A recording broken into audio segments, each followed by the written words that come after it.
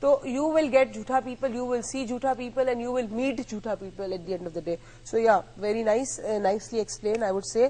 اچھا سر, ایک بات بتائیں کہ بچوں کے اندر یہ عادت کس طرح ختم کی جا سکتی ہے جھوٹ بولنے کی؟ کل آپ نے ایک ٹپ تو دے دی کہ ماں باپ جھوٹ بولنے کے ساتھ ساتھ جھوٹ تو بولنا چھوڑیں خود بھی, اور پریکٹیکل ایگزامپل بچوں کے لیے دے. اس کے علاوہ کوئی اور نسخہ ہے؟ دیکھیں, ایک بڑی انٹرسٹنگ چیز ہے جو میں آپ کو بتا دوں, جو میں نے بڑی ایکسٹینسولی یوز کی ہے اور میں نے بڑے امیزنگ ریزلٹ دیکھے, وہ ہے اسٹوری ٹیلنگ. اسٹوری ٹیلنگ میں میری عادت تھی, علی مرتضیٰ جب چھوٹے تھے تو میں ان کے ساتھ بیٹھ کے پلنگ پہ کہانیاں سناتے تھے. اس کہانیوں کے اندر میں وہ پیغام بچوں کا دیتا تھا کہ جس کی وجہ سے ماشاءاللہ الحمدللہ اللہ کا کرم ہے کہ بڑے کامیاب ہیں. آج علی اور مرتضیٰ دونوں بہت کامیاب ہیں. اب وہ کہانی کا مطلب یہ کہ میں نے ایک وقت ان کے ساتھ گزارا اور میں نے ان کو کوئی ایسے پیغام دیے جو امبیڈڈ تھے, شوگر کوٹڈ تھے. ڈائریکٹ آپ کہیں گے جھوٹ مت بولو تو بچہ ریجیکٹ کر سکتا ہے. ایک اس کی ویژوائزیشن کے تھرو ایک آپ نے شوگر کوٹڈ امبیڈڈ کمانڈ ان کے ذہن میں پروگرام کر دی. That's what you are trying to say. اچھا, اسد صاحب نے سرگودا سے پوچھا کہ میڈیا جس طرح پولیٹیشنز کو بھی دکھاتا ہے تو یہ روز ایک نیا وعدہ, روز ایک نئی سوچ ہم اپنی عوام کو دیتے ہیں اور وہ at the end of the day ایک جھوٹ ہوتا ہے, تو اس کا کیا ہے؟ مجھے سچی بات بتاؤں, مجھے اس بات پر افسوس نہیں کہ ہمارے بہت سارے پولیٹیشین جھوٹ بولتے ہیں. مجھے افسوس اس بات پہ اور دکھ اس بات پہ کہ سننے والا جھوٹوں کو دیکھ کر پھر بھی نہیں سمجھتا کہ وہ جھوٹے ہیں. یعنی ان کی کم عقلی پر, ان کی بے وقوفی پر ماتم کرنے کو جی چاہتا ہے. دکھ ہوتا ہے اپنے ہاتھ سے اپنی اولاد کا مستقبل تباہ کر رہے ہیں. اپنا تو ہو گیا تباہ, آنے والی نسل کا کیا ہوگا؟ ہم نے جو منڈے کو پروگرام کیا تھا لب پہ آتی ہے دعا, جو میں نے اس لیے پڑھوایا تھا کہ ہم میں سے اکثر آج کل کے جو بچے ہیں ان کو پتا بھی نہیں ہے نظم کیا ہوتی تھی. ہم اپنی اسکول میں پڑھتے تھے یہ نظم. تم نے دیکھا سنیما ہاؤسز میں کسی زمانے میں قومی ترانہ ہوتا تھا, سٹارٹ سے فلم سے پہلے ہر آدمی کھڑا ہوتا تھا. آج اول تو ہوتا نہیں سنیما میں, اگر ہے تو آدھے سے زیادہ کھڑے ہی نہیں ہوتے. یعنی قومی ترانے کی عظمت اور احترام میں لوگ کھڑے نہیں ہوتے. آپ صرف بولنے سے نہیں, وی آر پاکستانی اور آئی اون پاکستان سے کوئی پاکستان کو اون نہیں کرتا. آپ بتائی تھی اسلام آباد میں جب مووی دیکھ رہے تھے تو سب بیٹھے ہوئے, مطلب کھڑے ہوئے, ہم قومی ترانہ میں آدھے لوگ کھڑے ہوئے آدھے نہیں کھڑے ہوئے. ایک باپ بیٹا تھا, پاپ کارن سنبھال رہا ہے باپ, اس کے پاپ کارن کو تو پاؤں نکل آئیں گے نا, بھاگ جائے گا وہ, تو ٹھہر ہی نہیں سکتا اس کے ہاتھ میں, قومی ترانہ پہ کھڑا نہیں ہوا. بیٹا پھر بعد میں شرمندہ ہو کے, بہت چھوٹا اتنا سا بچہ تھا, سب کو دیکھ کے وہ کھڑا ہوگا لیکن باپ بیٹھا رہا. اور اتنی بے شرمی کی بات ہے کہ اس آدمی کو بعد میں شرم بھی نہیں آئی, شرمندگی بھی نہیں کہ میں کھڑا ہوں. تو یہ مجھے افسوس پولیٹیشین پہ نہیں ہے. دیکھیں, برا آدمی برا ہے, ٹھیک ہے نا, وہ ہے برا. اچھا آدمی اچھا ہے, جھوٹا جھوٹا ہے, سچا سچا ہے. اب ان میں سے جو جھوٹے ہیں وہ جھوٹے ہیں, جو سچے ہیں سچے ہیں. افسوس تو اس قوم کی عقل پر ماتم کرنے کو جی چاہتا ہے کہ جانتے ہیں کہ اتنے سالوں میں کیا کیا کہا گیا, کیا کیا کیا گیا, اس کے باوجود تم دیکھ لینا پھر یہ قوم جو ہے وہ ویسی کی طرح اسی راستے ویسی کی ویسی ہے. کہ ہم جا رہے ہیں چھوٹے سے بریک میں. جھوٹ بولنے والا عقل میں نہیں ہوتا, جھوٹ کو سمجھنے کے بعد بھی اس کو پینے والا بیوقوف ضرور ہوتا ہے. ہم جاتے ہیں چھوٹی سی بریک, آپ دیکھتے رہیے ڈاکٹر موئز لاؤنج.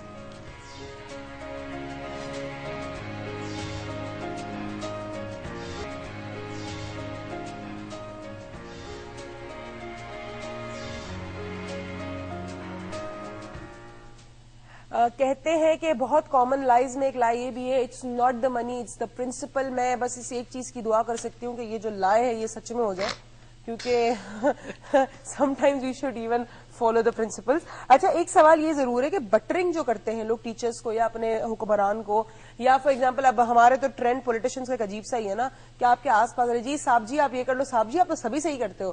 یہ جو بٹرنگ ہے یہ کیا جھوٹ کے اس میں آتی ہے؟ ڈیفینیٹلی آتی ہے, بیکاز آپ اس شخص کو آئینہ دکھانے کی بجائے غلط تاثر دے رہے ہو, تو وہ کبھی امکان ہی نہیں کہ اس کو پتا چلے گا. یہی پرابلم ہوتا ہے, جو سب سے اوپر کرسی پہ بیٹھا ہوتا نا اس بیچارے کو ہم گالیاں تو دیتے ہیں مگر ہمیں یہ نہیں پتا کہ اس تک کوئی خبر ہی نہیں پہنچتی ایڈٹ ہوئے بغیر. ہر چیز جو اس کے پاس پہنچتی ہے اس کے چمچے پہنچاتے. سر بالکل ٹھیک ہے, بڑے خوش ہیں لوگ جی, عوام بڑی ٹھیک ہے اور یہ مسئلہ نہیں, تو اوپر والے کا بھی قصور نہیں, اس کو پتا ہی نہیں چلتا. یہ بھی غلط ہے بٹرنگ کرنا اس وجہ سے کہ آپ کی ذات کو کوئی فائدہ ہو, یہ پھر جھوٹ میں شمار ہے. اکثر کہتے ہیں لوگ نہیں, ہم نے ایسا کل ہم نے ایک بات کی کہ نیت اچھی ہونی چاہیے. آج آپ نے اسٹوری بتائی کہ نیت اچھی تھی. اب لوگ کہتے ہیں ہم بٹرنگ کر رہے تھے, ہم نے اس کو کوئی برائی تو نہیں کی, ہم تو اس کو ایک ایلیویٹ کر رہے تھے. اب وہ بٹرنگ عجیب عجیب بھی ہوتی ہے. اگر آپ کو اس میں فائدہ مل رہا ہے تو پھر آپ کی نیت خراب ہے. مگر اگر آپ کا کوئی فائدہ نہیں, ایک ٹیچر چاہتا ہے کہ اسٹوڈنٹ جو اچھا مارکس لے کے آئے تو کہے گا کہ بیٹا مجھے یقین ہے کہ تم میتھس میں بہت اچھا کرو گے, رائٹ. حالانکہ وہ جھوٹ بول رہا ہے مگر اسے اپنی ذاتی طور پہ فائدہ نہیں. That's different. اچھا ایک بات بتائیے, یہ ٹال مٹول کرنے والے, ٹوپی ڈرامے کرنے والے, ان میں اور جھوٹ بولنے والوں کا کیا چکر ہے؟ دیکھیں ٹال مٹول جو ہے وہ ایک بیچ کا راستہ ہوتا ہے کہ اگر آپ سچ نہیں بول سکتے اس وجہ سے کہ دل آزاری ہوگی یا نقصان ہوگا اور آپ جھوٹ بھی نہیں بولنا چاہتے تو اس میں بیچ کا راستہ یہ کہ ٹال دیں وقت کے اوپر. کئی دفعہ کچھ سچ اتنا سخت اور کڑوا ہوتا ہے کہ سننے والا تیار نہیں ہوتا اس کے لیے. مثال کے طور پہ ایک عورت کو ایک دم سے پتا چلے کہ اس کے ہسبینڈ کا افیئر ہے کہیں پر, تو she will be in state of shock. تو طریقہ یہ ہوتا ہے کہ آپ اس سے کہیں کہ جی تھوڑے دنوں کے بعد کہ جی آج کل تو پتہ نہیں کیا ہو گیا ہے, بڑے ہسبینڈز کے چکر ہوتے ہیں وغیرہ وغیرہ, آہستہ آہستہ ڈوز دیں آپ اس کو. اچھا جی چلیں, پروگرام کا تھوڑا سا وقت کم ہے آج ہمارے ساتھ, آج ابو کو کچھ کرنا بھی, آپ سے عہد بھی لینا ہے.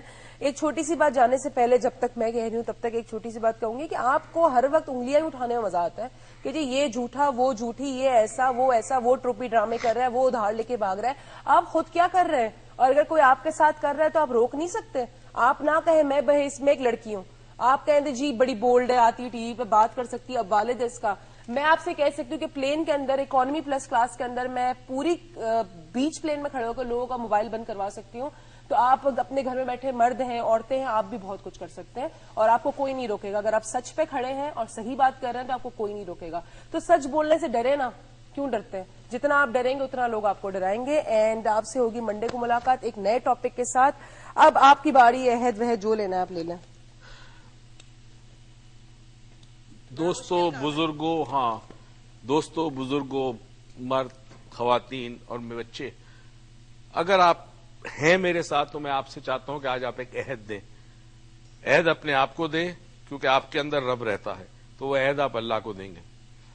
مگر عہد کرنے سے پہلے ایک چیز سوچ لیں کہ جب عہد کر لیتے ہیں تو پھر آپ بیک آؤٹ نہیں ہو سکتے. اور اس عہد کو عموماً ڈکلیریشن کے فارم میں کرتے ہیں, یعنی جو بھی چیز آپ بناتے ہیں یا پرنسپلز بناتے ہیں اس کو ہمیشہ ڈکلیئر کیا جاتا ہے, اور دنیا میں ڈکلیریشن بڑی ضروری ہے. تو آپ ایک عہد اپنے آپ سے کریں کہ آپ کوشش کریں گے کہ آج سے سچ بولیں گے, مگر سچ اس طرح بولیں گے کہ کسی کی دل آزاری نہ ہو, کسی کو تکلیف نہ ہو. انتظار کریں گے جب وہ شخص تیار ہو سچ سننے کے لیے. اپنے ذاتی مفاد کے لیے آپ جھوٹ نہیں بولیں گے. اگر تو آپ یہ عہد کرتے ہیں تو اس عہد کو ڈکلیئر کریں. ڈکلیریشن دو طریقے سے ہوتا ہے. زبان سے آپ ڈکلیئر کریں اپنے رائٹ ہینڈ سے, جیسے نارملی اٹھایا جاتا ہے ہاتھ, مگر یہ وہ والا نہیں جو اسمبلی میں اٹھایا جاتا ہے, یہ دل سے ہوتا ہے. یا اس عہد کو 27 مرتبہ, ایک جملہ ہے, اس جملے کو 27 مرتبہ کاغذ پہ لکھیں, اور وہ جملہ یہ ہے کہ from today I hereby commit that I will only speak the truth as and when required.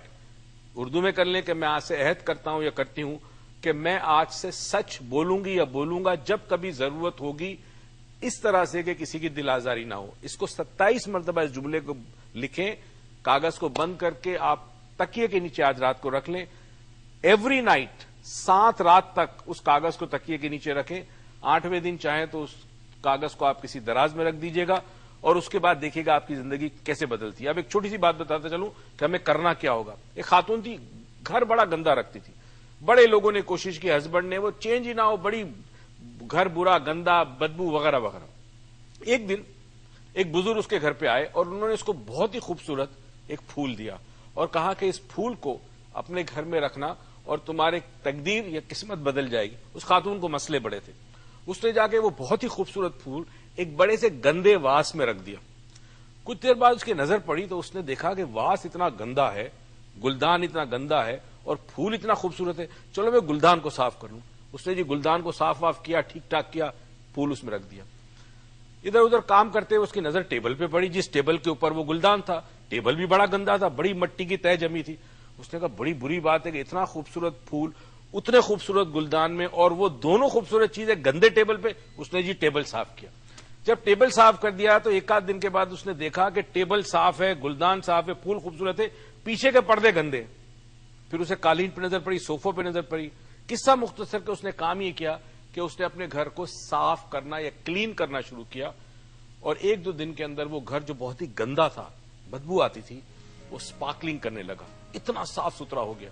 اس کا ہسبینڈ بھی بڑا حیران, اس کے بچے بھی بڑا حیران کہ میری ماں کو کیا سوجی کہ اس نے گھر کو صاف رکھنا شروع کر دیا.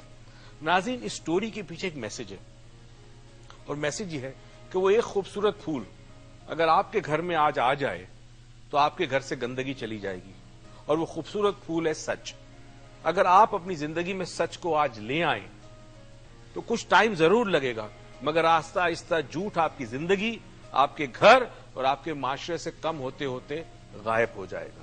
اس دعا اور امید کے ساتھ کہ پروردگار جو عہد آپ نے مجھے کیا ہے، مجھ سے کیا، اپنے آپ سے کیا، اللہ سے کیا ہے، توفیق دے کہ آپ اس عہد پہ قائم رہے۔ اس دعا اور امید کے ساتھ کہ پروردگار آپ کو زندگی میں بہت ساری خوشیاں دے، توفیق دے کہ خوشیاں دوسروں میں بانٹے۔